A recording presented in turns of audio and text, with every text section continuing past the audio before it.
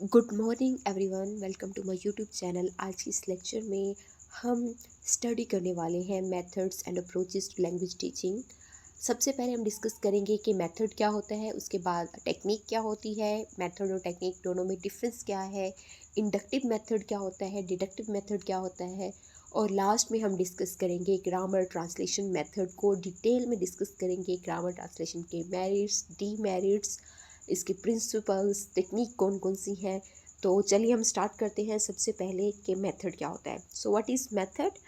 Some grammarian introduce some rules with the help of which we get proficiency of methods and language. Edward Antony gave us the definition of method that has quite admirably understood the test of time. His concept of hierarchical elements, namely approach, method and technique. तो Edward Antony ने हमें दी हैं examples, method की definitions दी हैं, और उसने approach, method और technique तीनों को बड़े क्लियरली जो है वो डिस्कस किया है। तो हम एडवर्ड एंटनी की एग्जाम्पल के थ्रू ही मेथड को जो है वो समझने की कोशिश करते हैं।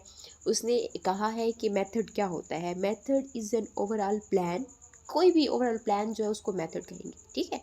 To study something, to teach something, to learn something, और systematic presentation of language based on selected approach. Selected approach पर लैंग्वेज को सिस्टमैटिकली जो है वो प्रेजेंट करना, वो मेथड कहते हैं।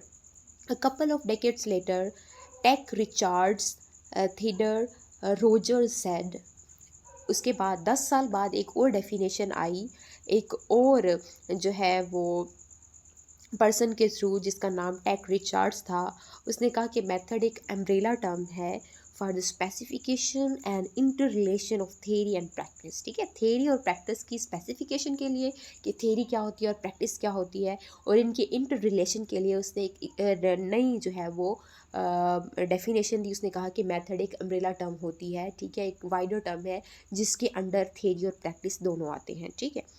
While concise Oxford Dictionary defines method as a special form of procedure, especially in any branch of mental activity, किसी भी ब्रांच ऑफ मेंटल एक्टिविटी में जो आप कर रहे होते हैं उसमें एक स्पेशल फॉर्म ऑफ प्रोसीजर को हम कहते हैं कि ये एक मेथड होता है, प्रिसाइजली देखें तो।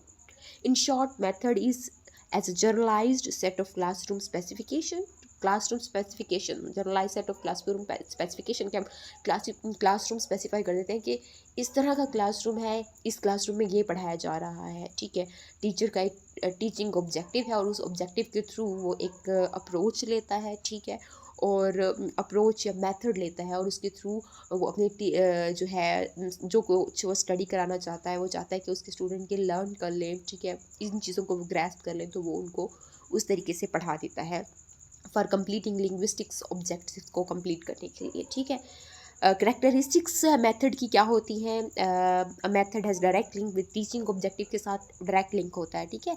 तो टीचर के माइंड के अंदर जो ऑब्जेक्टिव होगा कि मुझे ये बच्चों को टीच कराना है या उनको ये स्टडी कराना है, तो वो उस तरह का मेथड जो है वो अडॉप्ट करता है। Method is a planned and deliberate effort. Teacher ने प्लान किया हुआ होता है, जो चीज़ पहले से प्लान की होती है, और उसकी एक डेलिब्रेट टीचर की एफर्ट होती है, उसकी अपनी अप्रोच होती है कि मैं अपने स्टूडेंट को जो है वो क्या स्टडी कराना चाहता हूँ, किस तरीके से स्टडी करना चाहता हूँ।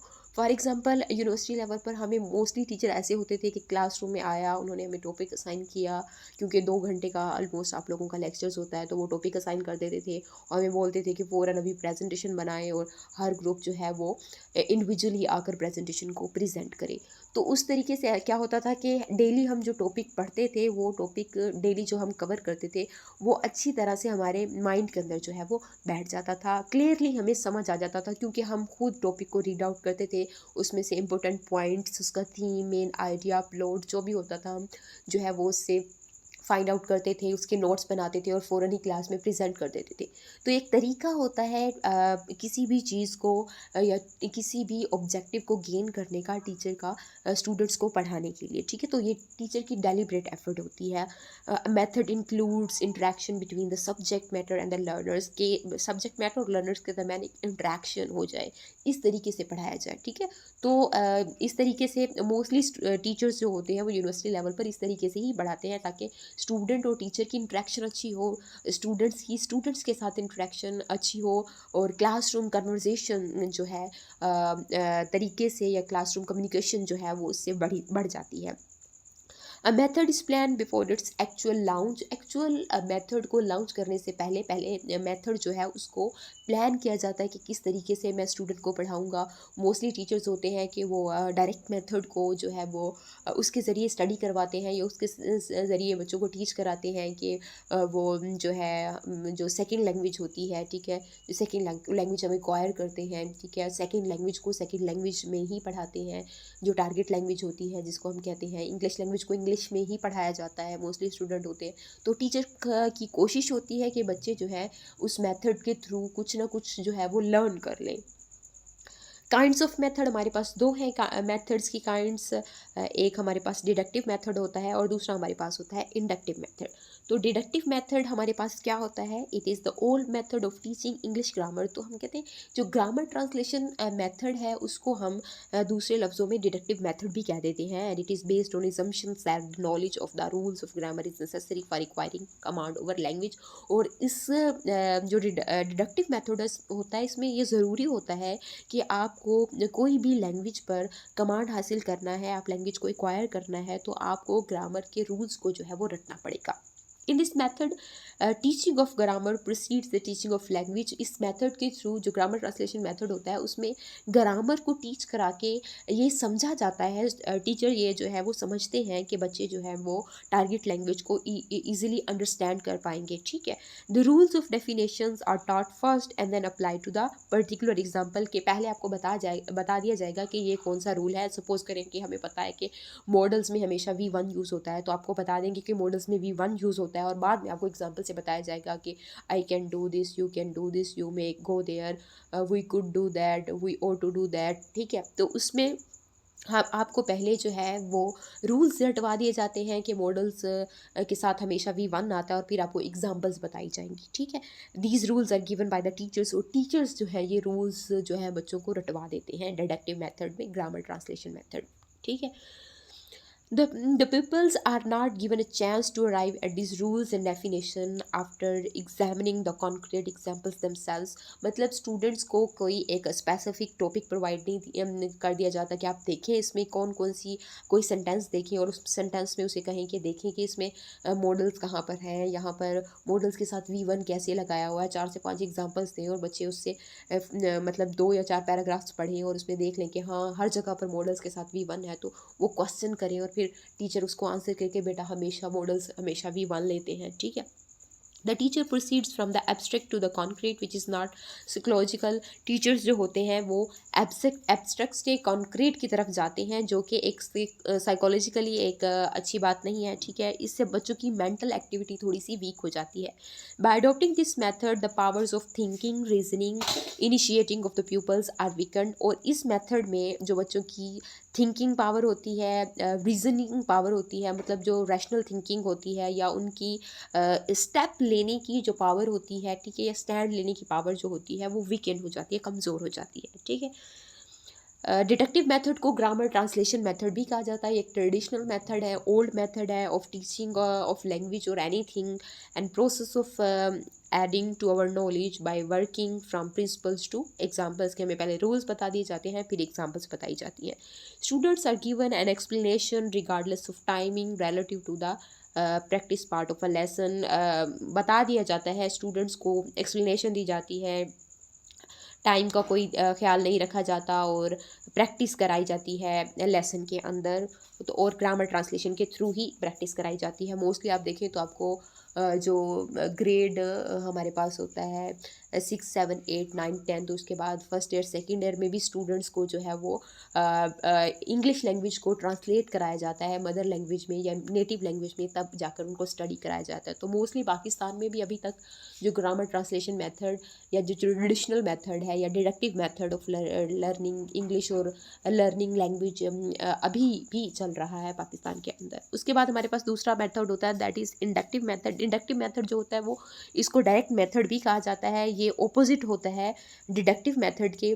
डिडक्टिव मेथड में आप पहले रूल्स आपको रटवाए जाते हैं और फिर एग्जाम्पल्स के साथ आप जो है उसको स्टडी करते हो। लेकिन जो हमारे पास इंडक्टिव मेथड होता है उसमें आपको जो है वो कंक्रीट एग्जाम्पल्स के थ्रू आपको एग्जाम्पल्स दे दी जाती है, और एग्जाम्पल्स के बाद आप जाकर उस चीज़ की डेफिनेशंस पर या उसके रूल्स पर पहुंचते हैं। ठीक है, तो सपोज़ करें कि आपको अगर मॉडल्स पढ़ाए जा रहे हैं तो पहले आपको काफ़ी सारी एग्जाम्पल्स दी जाएंगी, वहाँ पर आप खुद जो है उस चीज़ को विजुलाइज करेंगे, देखेंगे, ठीक है, खुद नोटिस करेंगे, और फिर आप खुद उसमें से जो है बताएंगे कि मॉडल्स हमेशा V1 लेते हैं क्योंकि हमने इतनी सारी एग्जांपल्स पढ़ी हैं, हमने देखी हैं।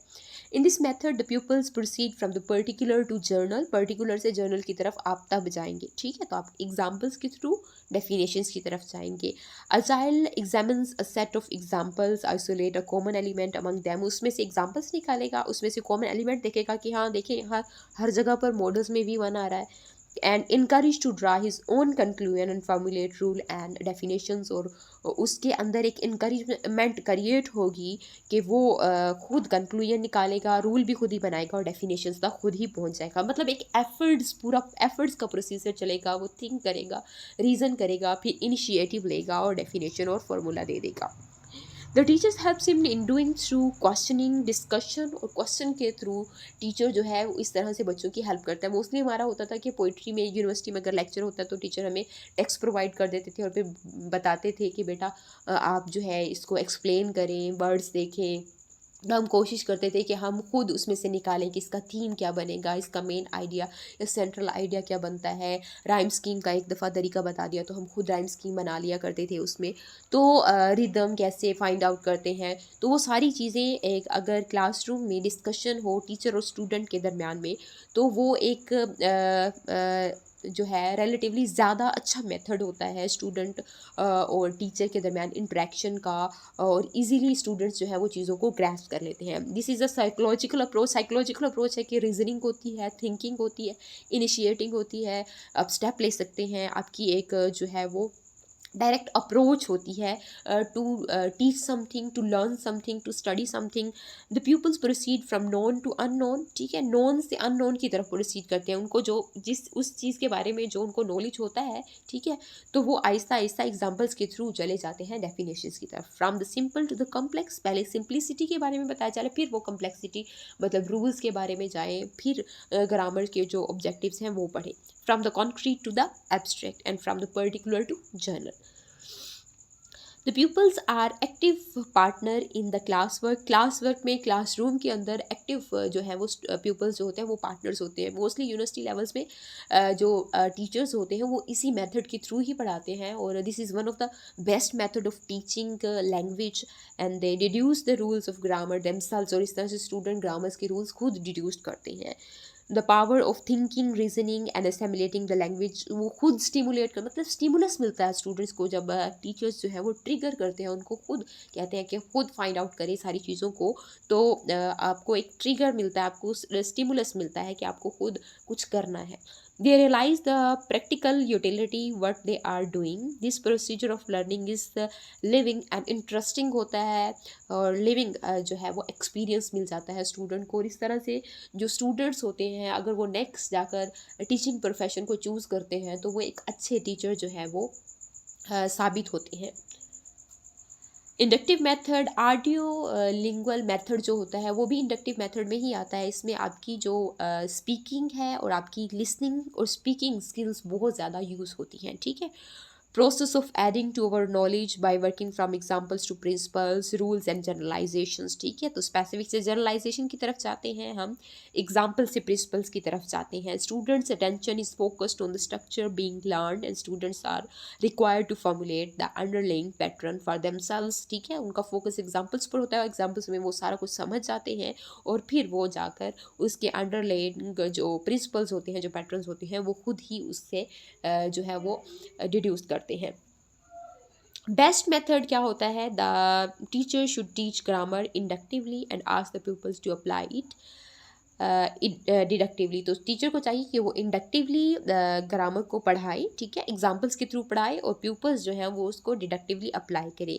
And he should never give a rule until he has got its example. और उस स्टूडेंट को उस वक्त तक कोई रूल्स नहीं देने चाहिए जब तक वो खुद उसकी एग्जाम्पल्स को जो है वो अच्छे से समझ ना पाए, ठीक है। तो खुद समझ लेगा स्टूडेंट एग्जाम्पल्स को, और खुद वो डिड्यूस करे उसमें से जो रूल्स हैं, तो ये एक ज़्यादा बेटर तरीका होगा। तो दोनों हमारे पास जो इंडक्टिव मेथड है और जो डिडक्टिव मेथड है, दोनों ही मीनिंगफुल है, लेकिन जो हमारे पास इंडक्टिव मेथड है, जो कि डायरेक्ट मेथड है टीचिंग का, वो ज़्यादा बेस्ट है, ज़्यादा जो है वो बेटर कंसीडर किया जाता है जो डिडक्टिव है उस मेथड के मुकाबले में। That's all for today. हमारा जो ग्रामर ट्रांसलेशन मेथड है वो थोड़ा लेंथी है, तो हम जो नेक्स्ट लेक्चर होगा उसमें डिस्कस करेंगे।